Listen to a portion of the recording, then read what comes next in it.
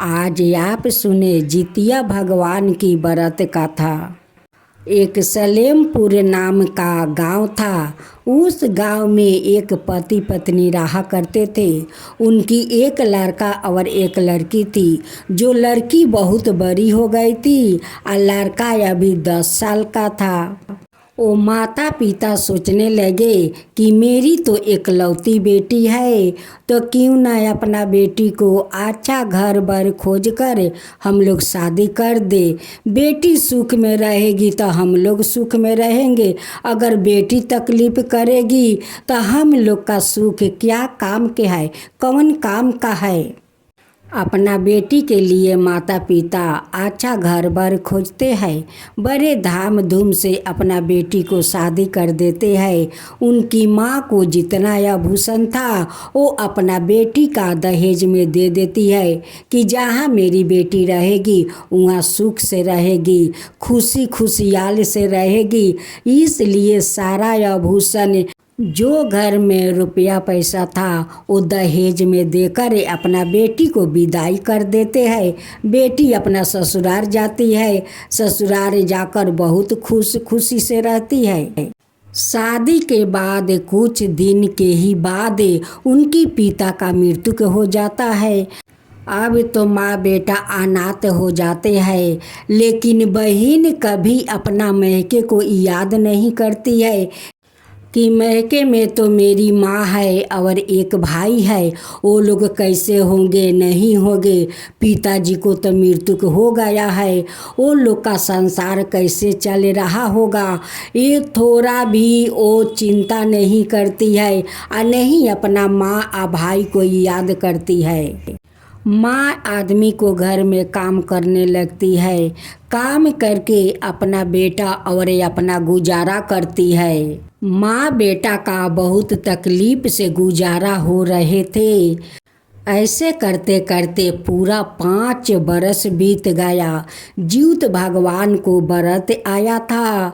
अब तो उनकी बेटा कहने लगे कि माँ ज्योत भगवान को तो व्रत आ गया है, तुम करोगी तो। माँ कहती है कि बेटा मैं क्यों नहीं करूँगी, मैं तो तुम्हारे लिए ज्योत भगवान को व्रत करूँगी। रोहित के माँ ज्योत भगवान का व्रत करती है। शाम को पहर सभी को साथ नदी स्नान जाती है, स्नान करती है, ज्योत भगवान का कथा भी सुनती है। शाम को घर आती है तो रोहित कहता है कि माँ काल तो घर में कुछ नहीं है। रोहित के माँ कहती है कि मालकिन के घर से कुछ मांग कर लाऊंगी, जो देगी वही बनाकर मैं पारण करूंगी। रोहित कहता है कि माँ दीदी को तो 5 बरस हो गया, आज तक दीदी नहीं आई। दीदी से भेंट करने को बहुत मन करता है माँ।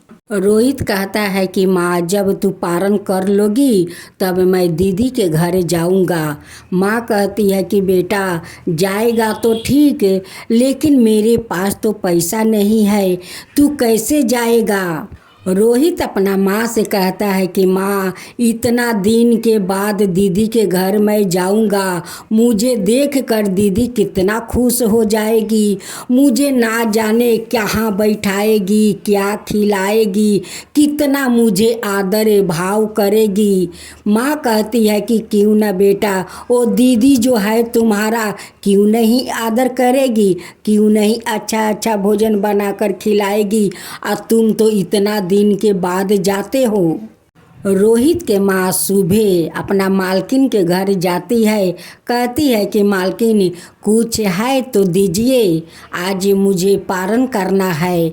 मालकिन कहती है कि घर में तो तैयार अनाज नहीं है, लेकिन ये आटा का भूसी है, ये ले जा, इसी को रोटी बनाकर पारण कर लेना।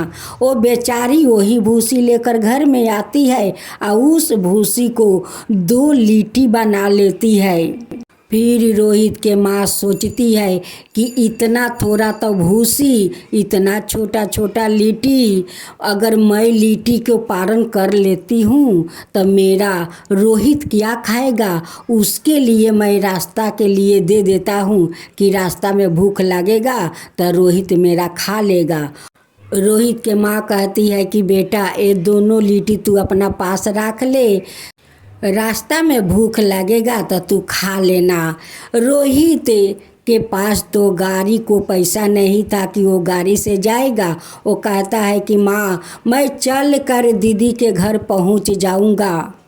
रोहित जंगल झाड़ होकर जाता है, कहता है कि इस जंगल झाड़ से जाऊंगा तो जल्दी दीदी के घर पहुंच जाऊंगा। उस जंगल झाड़ में चलते चलते उनकी सारा कपड़ा फाट जाता है जंगल के झाड़ी लाग कर।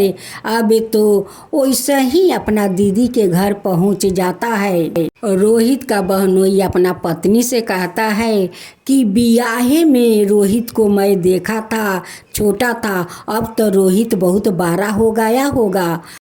रोहित को देखने के लिए बहुत मन करता है। एक दिन मैं रोहित को देख लेता तो मेरा मन का शांति मिल जाता। बहनोई तो अपना साला को देखने के लिए बेचारा तरस रहे थे कि मैं कब रोहित को देखूंगा। जब उनकी दीदी का नज़र पड़ा अपना भाई पर, अब तो खिड़की से बुलाती है कि पीछे के दरवाज़ा से आजा रोहित। जब रोहित पीछे के दरवाज़ा पर जाता है, उनकी दीदी कहती है कि रोहित जल्दी तू छुप जा, ना अगर तेरा बहनोई इस हालत में देख लेगा तो ना जाने तेरा साथ कैसा व्यवहार करेगा।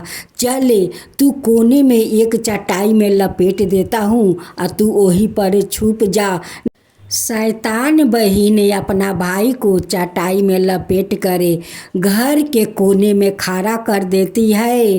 अब भाई भूखे प्यासे बेचारा तड़प रहे थे। शाम का पहर वो बहन अच्छे अच्छे घर में भोजन बनाती है, पर पकवान बनाती है। अब बना कर अपना भाई को सामने सब सजा कर रख देती है। वो हथियारिन दीदी कहती है कि मरे हुए माछी बीन कर काल पीना रोहित, जाने कि उस मार में मक्खी मर गया था। उसी मक्खी को कहती है कि मरे हुए माखी बीन कर काल पीना रोहित। उसी चटाई के अंदर बेचारा रोहित भूखे प्यासे वो तड़प रहा था और दरजा लगा कर और बाहर चली जाती है। उसी समय उनकी देवरानी उस रसोई घर में आती है। आकर देखती है कि इस चटाई क्यों हिल रहा है। चटाई के अंदर देखती है तो वो अपना भाई को छुपा कर रख दी थी। उस देवरानी कहती है कि रोहित तुम्हारा दीदी तुम्हारा इस चटाई में छुपा कर रख दी है, तुम जल्दी निकल कर चला जाओ, नहीं तो वो देखेगी तो मुझे ना जाने मुझसे कैसा वो व्यवहार करेगी। तुम्हारा दीदी अच्छी नहीं है, वो बहुत मुखारू है। रोहित गिरते ढिमलाते उस जगह पहुंचता है जहां दोनों लिट्टी झूर में छुपा कर रखा था। रोहित कहता है कि पहले मैं झूर से लिट्टी को निकाल कर खा लेता हूँ, तब घर जाऊँगा। जैसे रोहित उस लिट्टी को देखता है तो लिट्टी तो सोना का बन गया है। अब रोहित बेचारा क्या करे, वो दोनों सोना का लिट्टी लेकर अपना झोला में रख लेता है। वो जैसे तैसे करके अपना घर तो पहुंच गया। पहुंचने के बाद माँ कहती है कि बेटा दीदी तो अच्छे अच्छे भोजन बनाकर खिलाई होगी। रोहित कहता है कि हाँ माँ, दीदी तो इतना मुझे आदर किया है, इतना मुझसे प्यार किया है, बहुत अच्छे अच्छे पकवान बनाई, अच्छे अच्छे पकवान मुझे खिलाई। माँ अभी मुझे कुछ खाने को दो, तब सब कुछ दीदी के बारे में बताता हूँ कि मुझसे कितना दीदी प्यार की है। रोहित का माँ रोहित को खाने को देती है या कहती है कि बेटा इस झोला में क्या है। रोहित कहता है माँ से कि देखो ना माँ, झोला में दीदी क्या दी है। माँ जब देखती है तो वो सोच में पड़ जाती है। कहती है कि मैं तो इतने बड़ा बड़ा मैं लिट्टी बना कर अपना रोहित को दिया था, माँ कहती है कि बेटा इस झोला में तो सोना का लीट है। माँ कहती है कि रोहित तू सच बताओ, मैं जो तुम्हें वो भूसी का लिट्टी दिया था खाने के लिए वो खाया था तो? रोहित कहता है कि हाँ माँ, जाते समय मैं दोनों वो लिट्टी को खा लिया था, तब दीदी के पास गया था। लेकिन माँ को मन तो मानता नहीं है। वो कहती है मैं अपना हाथ से ऐसे ही लिट्टी बना कर मैं रोहित को दिया था। रोहित ना जाने सच बोलता है ना झूठ बोलता है। रोहित उस सोना को काट कर बेचता है और बेच बेच कर अपना घर बनाता है। घर में बहुत सारा धन संपत्ति भर लेता है। रोहित के माँ कहती है कि बेटा जीवित भगवान तो हम लोग के इतना दिया है, इतना कि कभी शेष नहीं होगा। अब तू शादी कर ले, मैं तेरे लिए खूब सुंदर लड़की पसंद कर लिया है बेटा, तू शादी कर ले। रोहित कहता है कि माँ पहले दीदी को तो बुला लाऊं, उसका बाद तो मैं शादी करूँगा, मेरी तो एक ही दीदी है। लेकिन रोहित कभी अपना दीदी के बारे में नहीं बताया कि दीदी मेरे साथ कैसे कैसे व्यवहार की है। रोहित अपना दीदी को बुलाने जाता है गाड़ी लेकर। जब रोहित को दीदी देखती है कि गाड़ी हमारा दरवाज़ा पर आया है, निकल के देखती है तो उस गाड़ी में उसका भाई बैठा हुआ है। कहती है कि भाई ये तेरा गाड़ी है? भाई कहता है कि हाँ दीदी ये मेरा ही गाड़ी है। अब बहन देखकर अचकित हो जाती है कि पहले आया तो छीरा फाटा कपड़ा पहन कर आया, अभी आया है तो गाड़ी से आया है और वो सज धज कर आया है। रोहित अपना दीदी से कहता है कि दीदी मेरा शादी ठीक हो गया है, चलो तुम्हें बुलाने आया हूँ। दीदी कहती है कि रुक भाई, इसी गाड़ी पर मैं चलती हूँ। उसी गाड़ी में उनकी दीदी और बहनोई दोनों बैठ जाते हैं और बड़े खुशी खुशी से रोहित के साथ उनकी घर आती है। रोहित का घर दुआर, उनकी धन संपत्ति देखकर दीदी तो बहुत आश्चर्य में पड़ गई थी, वो बहुत सोच में पड़ गई थी। मेरे भाई के पास इतना सुंदर महल है, इतना सारा धन संपत्ति है, कितना मेरा भाई कमाता है और इतना जल्दी इतना सारा धन कहाँ से आ गया। अब तो बहुत सोच में पड़ गई। अब ब्याह में छुम छुम काम करती है। रोहित का धाम धूम से शादी होता है। रोहित अपना पत्नी को लेकर अपना घर आते हैं। रोहित अपना दीदी के लिए सबसे दामिले अच्छे अच्छे चुनरी खरीद कर लाता है। बहुत सारा सामान अपना दीदी को देने के लिए लाता है। रोहित अपना दीदी से कहता है कि दीदी तुम्हारा विदाई में तो कुछ कम तो नहीं रहता है। दीदी कहती है कि भाई तू इतना रुपया कमाता है, इतना बड़ा तू सेठ बन गया है और तू खाली कपड़ा देना है तो मेरे पैर के पैजनिया तू दे। रोहित कहता है कि ठीक है दीदी। रोहित एक सोनार का दुकान पर जाता है और सोनार से कहता है कि सोनार भैया जितना पैसा लगे उतना मैं दूंगा, लेकिन मैं जो बोलूँगा बनाने के लिए वही बनाना। उस पैजनिया में वही आवाज़ लगाना कि जो मैं आपको बोलूँगा वही आवाज़ लगा देना भैया। मरे हुए मक्खी बीन करे काल्ह पीना रोहित, मरे हुए मक्खी बीन करे काल्ह पीना रोहित। सोनार वैसे ही आवाज़ लगा दिया।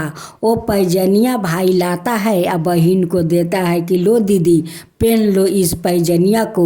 वो पहन कर खूब छुम छुम वो चलती है। जितने चलती है उतने वो पैजनिया बोलता है कि मरे हुए मक्खी बीन कर काल्ह पीना रोहित, मरे हुए मक्खी बीन कर काल्ह पीना रोहित। यही आवाज़ बोलता है। उनकी बहनोई सब बात सुनते हैं। रोहित का बहनोई कहते हैं रोहित से कि रोहित, तुम सच सच बताओ, इस पैजनिया इस तरह के बात क्यों बोलता है। बहनोई अपना साला को कसम देता है कि तुम्हें सच बताना होगा रोहित कि इस पैजनिया इस तरह के क्यों बात बोलते हैं। रोहित सारे बात अपना माँ और बहनोई को बताता है कि जीजा जी, मैं आपका घर गया था, उस दिन पारन था, मेरी माँ भूसी का 2 लिट्टी दी थी कि बेटा रास्ते में खा लेना, लेकिन मैं नहीं खाया। मैं जाते समय झूर में रख दिया था कि उधर से लौटूंगा तो लिट्टी खा लूँगा, लेकिन जब घर में पहुँचा तो दीदी मुझे चटाई में लपेट कर कोना में खड़ा कर दी और रात को 12 बजे वो भोजन बनाई और मेरे सामने मार का गमला रख दिया। उसमें बहुत सारा मक्खी पड़कर मर गया था। दीदी कहती है कि मरे हुए मक्खी बीन करे काल पीना रोहित, मरे हुए मक्खी बीन कर काल पीना रोहित। और मैं तो भूखे प्यासे तड़प रहा था, लगता था कि अब मेरा प्राण निकल जाएगा, अब मेरा प्राण निकल जाएगा। दीदी घर के कमारे अटका देती है या बाहर चली जाती है। उसी समय दीदी को देवरानी आती है तो चटाई में मैं इधर उधर नर रहा था, हिल रहा था। वो देखती है कि चटाई के अंदर क्या है कि हिल रहा है। वो जब खोल कर देखती है तो उसमें मैं हूँ। वो जल्दी जल्दी मुझे बाहर निकाल दिया और कहने लगी कि रोहित तुम जल्दी चल जाओ, नहीं तो तुम्हारा दीदी देखेगी तो मुझसे लड़ेगी। तुम जल्दी चली जाओ, तुम्हारा दीदी अच्छी नहीं है, वो बहुत घमंडी है। वो अगर मुझे नहीं निकालती तो जीजा जी मैं उसी चटाई के अंदर अपना दम तोड़ देता। ये बात सुनकर माँ का तो बुक फाट जाता है, बहनोई का बुक भी फाट जाता है कि ये कैसी हथियारिन दीदी है कि अपना भाई के साथ इस तरह को व्यवहार किया है। माँ रोहित को गले लगा कर रोने लगती है। उनकी जीजा जी रोने लगते हैं कि ये कैसी हथियारिन दीदी है कि अपना भाई के साथ इतना सारा गलत व्यवहार की है कि भोजन बना कर उनका सामने रख कर ये बात बोलती है। मरे हुए मक्खी बीन कर काले पीना रोहित ये कैसी हथियारिन है, जाकर उन्हें मारने लगते हैं। रोहित जाकर छोड़ा देते हैं कि छोड़ दीजिए, ये मेरा दीदी है, इनसे मत ऐसा व्यवहार कीजिए, मत मारिए। उनकी पति कहते हैं कि देख हथियारिन, एक तू है और एक तेरा भाई है कि तुझे मारती हूँ तो उससे कितना दर्द होता है, वो मारने नहीं देता है और तू उसी के साथ ऐसा व्यवहार किया। अब जाकर अपना पति को पैर पर गिर जाती है, माफ़ी मांगती है कि अब मैं कभी ऐसा नहीं करूँगी, कभी नहीं करूँगी, मुझे माफ़ कर दीजिए। रोहित कहता है कि जीजा जी यही तकलीफ शायद जीवित भगवान देखे थे, उस लिए तो उस लिट्टी को सोना को बना दिया था कि जा आज से तुम्हारा कभी तकलीफ नहीं होगा, नहीं दुख होगा। वही तो जीवित भगवान ने उस लिट्टी पर कृपा कर दिया, उसे सोना को बना दिया। उसी सोना से मैं इतना बड़ा महल बनाया हूँ, धन संपत्ति घर में भरा हूँ। जीजा जी आपके सामने मैं हाथ जोड़ती हूँ, मेरे दीदी के साथ बुरा व्यवहार मत कीजिए।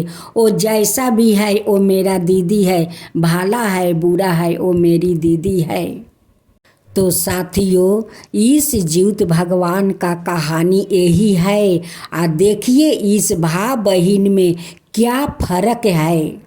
हे जीवित भगवान, जैसे आप उस रोहित पर कृपा किया वैसा ही सबका ऊपर कृपा कीजिए। हे जीवित भगवान की जय हो, जीवित भगवान की जय हो।